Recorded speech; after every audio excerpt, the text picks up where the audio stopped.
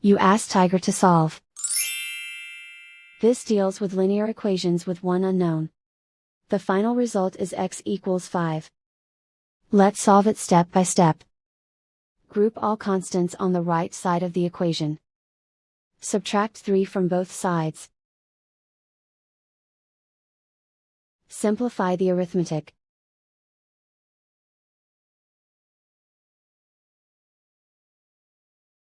Isolate the x. Divide both sides by 4. Simplify the fraction. Find the greatest common factor of the numerator and denominator. Factor out and cancel the greatest common factor. And so the final result is x equals 5.